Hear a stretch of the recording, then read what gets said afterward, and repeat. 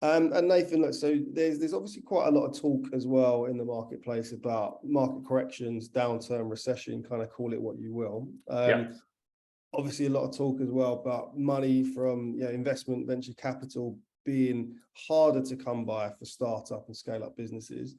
But on the other hand to that, actually saying that for companies focused on sustainability, green tech, climate tech type businesses, that that door is actually still open, and that there is still money certainly available to be invested and to be received as well. So look, what do you think the opportunities are at the moment in a potential recession for green tech, climate tech, sustainable focused businesses to thrive during a potential downturn?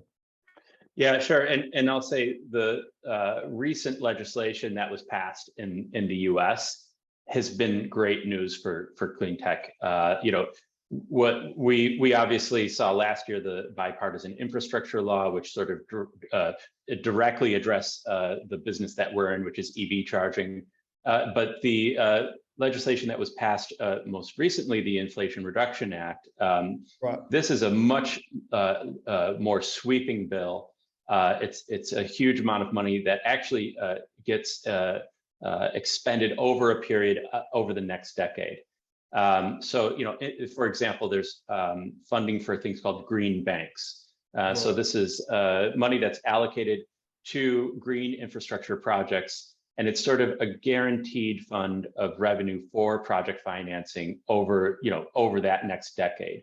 That happens to match up very nicely actually with where we're at in our journey, right? We're going to start out in this next year to begin to grow our network, but then very quickly expand.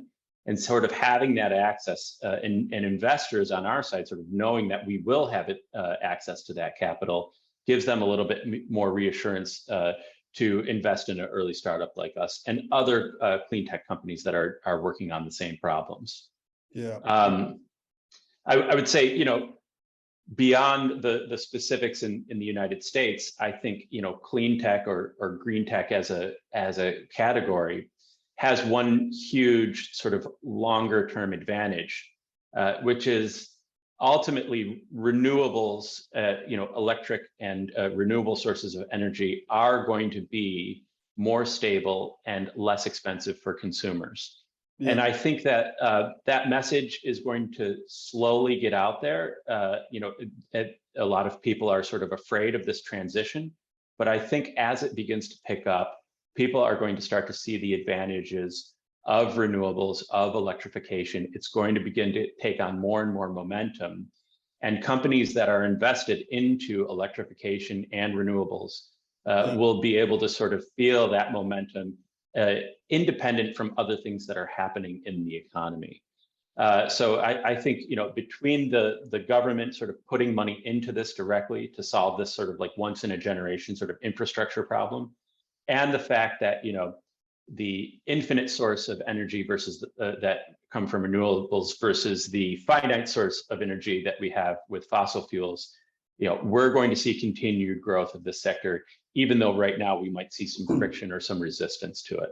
Yeah, that's great. Thanks, Nathan.